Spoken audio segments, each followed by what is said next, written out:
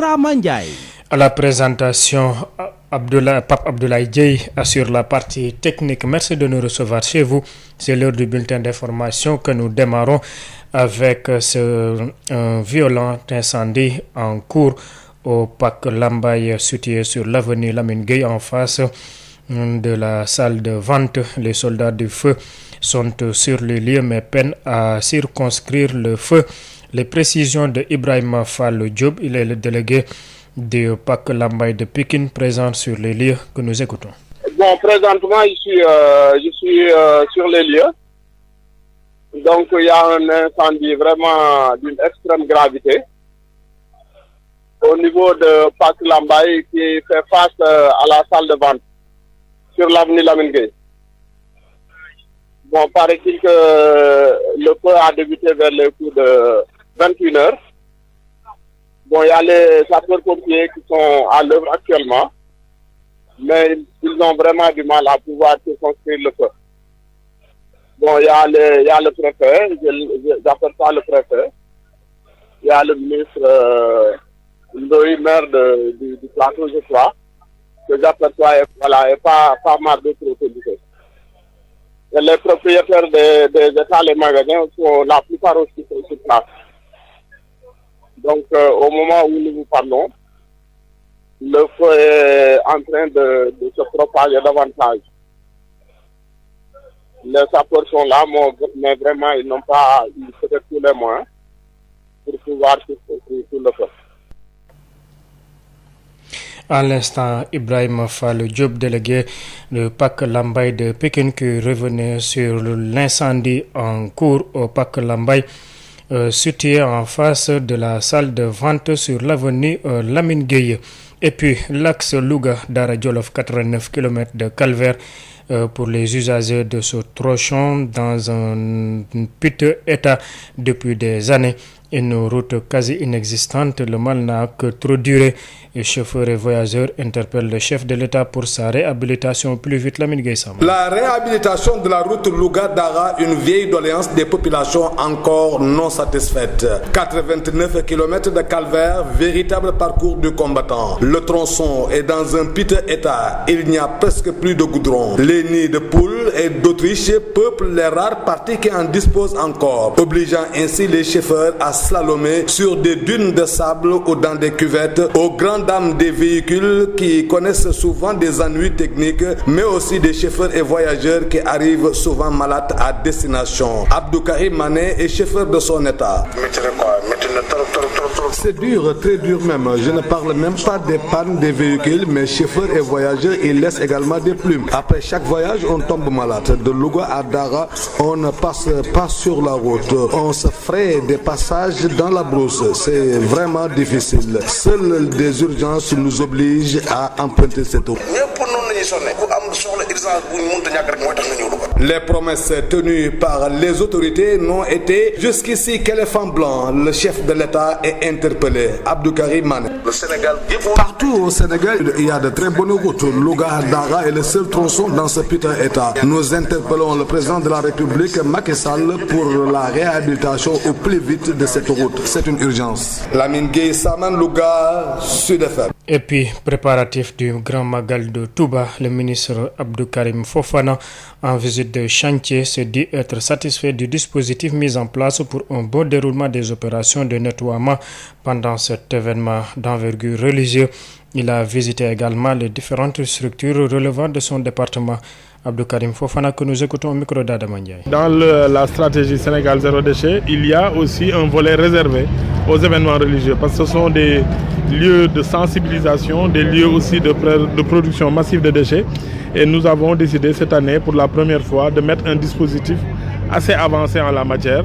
Il y a 50 bacs à ordures qui sont disposés dans la mosquée, 50 autres bacs à ordures qui sont installés tout le long du boulevard 28 ici à Touba, mais aussi les PRN, vous savez, c'est la grande innovation de l'année dans la gestion des déchets.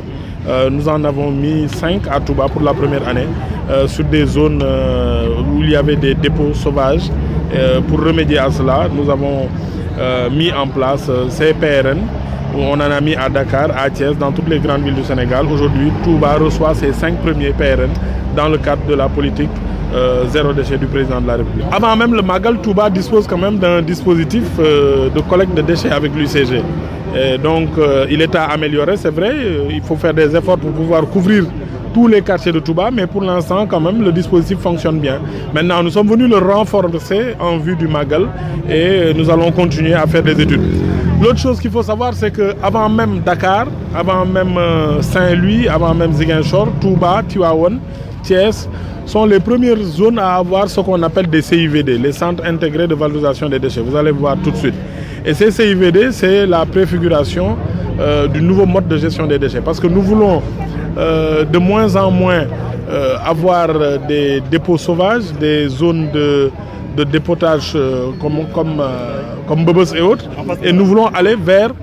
des zones de traitement industriel des déchets. Donc nous allons le voir, le CIV de Touba est très avancé, le niveau de réalisation dépasse les 80% et d'ici 2021 nous allons le livrer et Touba disposera à côté de Tivaouane, de Kaolack et de Thiès des premières infrastructures de modernisation de la gestion des déchets, de traitement des déchets au Sénégal. Birama Ndiaye ngir dégtal leen xibaar yi ànd ci wàllu xarala bi ak kii di Pape Abdoulaye Dieye yooyu xibaar ñu doore ko ci lakk gu métti gi nga xamante ne sax ba nege si ñuy àddu ngeen di teewlu moo ngi am foofee ca Pàkk Lambaye nekk ci wetu salle de vente foofee ca avenue Lamine Gueye sapeur pompier yi nag ak kilifa yi nga xamante ne ñoom ñoo nekk ca diwaan boobee lu demee ni que préfet bu Ndakaaru ak maire bu Dakar Plateau ñoom ñëpp ngi fa wante nag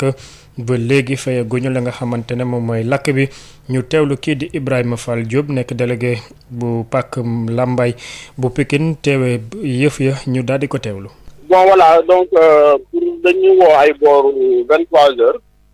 wax ñu ko ne Pàkk Lambaye bi nekk Lamine Gueye bi en face salle de vente mooy tàkk ni actuellement ñun ñu ngi sur les lieux mais ba léegi sapeur yi ñu ngi fi mais ba léegi mun ñu fay safara bi dafa mel ni daal safara bi da leen ëpp doole. Bon y a pas mal d'autorités yoo xam ne nii ñu ngi fi préfet gi seen naa ko fi le maire Aliou Ndoye seen naa ko fi parmi tant d'autres autorités ñu ngi fi mais ba léegi daal safara si moom mu ngi tàkk ba pare ñi nga xamante ne ñoom moom liy tàkk ñu ngi taxaw vraiment impuissant amuñu dara luñ mun a def ñu génne dara donc daal ñu ngi ñaan vraiment bu fekkee ne xëy na ñi fi nekk affaire bi ëpp na leen doole vraiment ñu ñëw dimbali ñu jàppale ñu ci ba li ñu mën a sauver lépp ñu sauver ko sinon ñu ko bi continuer nii di propagé wu mën na dem sax ba laal yeneen immeuble wala ñeneen ñoo xam ne nii dañuy jege te bu boobaa yàqu-yàqu yi gën a bari donc loolu daal ñu ngi ñaan bu fekkee autorités yi gën a compétente dégg nañu vraiment ñu ñëw dimbali ñu ci loolu. ñu àdd ci beneen mbir bokk na ci axe Louga Daara Jolof juróom-ñeenti kilomètre lañu daal di doon foofee nag dafa mel ni ñi nga xamante ne ñuy daal di jéggi sirat ndax tey jafe-jafe yu métti lañ fa am ba tax rek ñu daal di yëkkati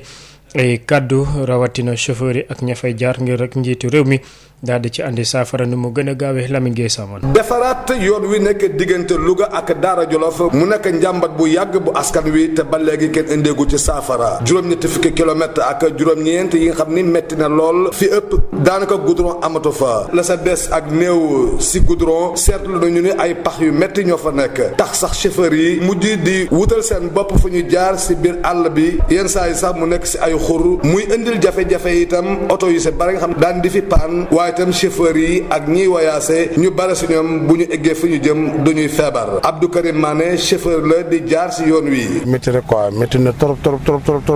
billaay boo jaaree fii sa oto moom boo waxu moo la yàqu moom mais yow sa bopp rek li ngay njëkk a daj rek dafa métti heure boo ñibbee da ngay feebar heure boo jógee Daara dem Louga boo ñibbee moom sa nga tooy dafa métti ba foo ko takk wees na goudron bi kenn du ci jaar da ngay jógee Daara ba Louga doo jaar télé bi ci àll bi rek ngay jaar parce que télé bi dafa yàqu fay yàq da ngay jaar rek di dugg ci àll di ko lijjanti ba dugg Louga dafa métti oto yëpp yàqu na passage ñëpp noonu lañ ci sonnee ku am soxla urgence bu ñu mënta ñàkk rek mooy tax nga ñëw Louga boobaak léegi diggée yi nga xam ni kilifa yi ñu ngi koy diggee nag France dallu xëddeen tey ji askan wi di si woo président de la république Abdou Karim Mané. Sénégal yëpp foo dem ay télé bees sax moo ci nekk man damay voyager fu nekk laay def mais diggante Louga Daara rek laa gis léegi télé bu mel nii ñu ngi ñaan nag son excellence monsieur Macky Sall lañ ci jàppale gis nañ li mu def ci réew mi yëpp télé yëpp baax nañ mais bii moom nañ ci jàppale nu mu gën a gaawee di ñu yàkkamti ki leen doon jottali xibaar yi fii si Louga Lamine Gueye Samane Sud FM. waaye ko Njàmbur dem foofee ca Njaareem jëwriñ gi ñu dénk lépp lu jëm ci wàllub dëkkuwaay dem na fa daal di nemmeeku di def lii di visite de chantier lu mu fa gis nag daal dina dal xelam ba tax rek mu jàpp ne nag lépp la nga xamante ne moom moo jëm ci wàllub opération nettoiement dinañ ko amal ci màggal gile dem na itam xoolaale lépp ku la nga xamante ne bokk na ci structure yu département boobu Abdou Karim Fofana ñu teewlu ko ak Adama Ndiaye. biñ fi dikkee andi nañ juróom fukki bac à ordure maanaam ay pëllu mbalit def ko ci jumaa ji ngir këyit yeeg mbuus yeeg yooyu ñu daan sànni mu koy wër leneen li mooy juróom fukki yeneen muy téeméer yoo xamante ne def nañ ko ci 28 nga xam ne fépp foo romb rek am na fuñ ko teg laaj nga ma léegi ne ma ndax Touba bu weesoo lii dinañ ko toppatoo mais la balaa lii sax ñu ngi toppatoo Touba ndaxte Touba am na dispositif boo xam ne tey dañ fiy collecté déchets tey jii fii ñu taxaw nii rek bés bu ne oto mbalit dina fi romb jël si mbalit léegi nag war nañ ko gën a yokk fexe ba goxaan yëpp bu ci ne am ci système am ay bac à ordure am ak yooyu nit ñi tamit ñuy waxtaan ak ñoom mën leen a yee ba ñu xam wax dëgg yàlla ci wàllu mbalit ak yooyu lan moo ci war dispositif yeeg organisation ba ñu agsi leneen li nga xam ne tamit président de la république andi na ko mooy dëkku diine yi muy Touba di Tivaouane di Kaolack ñoom ñoo njëkk a am li nga xam ne moom la ñuy wax CIVD te boobu Dakar amu ko Ziguinchor amu ko Saint-Louis amu ko loolu day wane rek fonk bi mu fonk dëkku diine yi donc defal nañ leen CIVD mooy centre intégré de valorisation des déchets boo demee Dakar am nañ suñu mbëbës boo demee Mbour am nañ Gandigal boo demee Ziguinchor am nañ Mamatoro boo demee Ndar am nañ seen Gandon mais Touba nag teel nañoo fexe tey ba ñu am usine bi nga xam ne mooy defar déchets yi di ngeen gis image yi léegi usine yooyu nag nga xam ne léegi bu ñu fa yóbbee déchets fa lañ koy tonnee segg ko liñ ci war a taal ñu taal ko liñ ci war a gas suul ñu gas ko suul liñ ci mën a utiliser waat ñu xool ko segg ko def li nga xam ne moom la tubaab di wax recyclage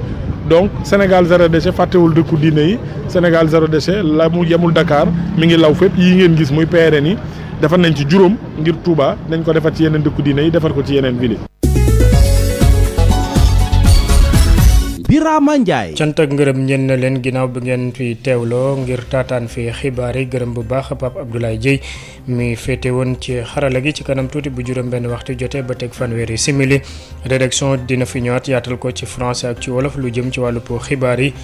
laata loolu ñu bàyyi leen ak Sidi Gueye Lom Jaraaf borom taal leen lamp yi moom itam mu daal di dugg ci loole xam naa dina ñëwaat ci lakk yi ñuy daal di nemmeeku ci yenn bërëb yi lu demee nekk pàkk làmbaay bi lakk ci jamono bi ñuy àddu ngeen di teewlu kon nag mbokk yi ñoo ngi leen di ñaanal panaanum jàmm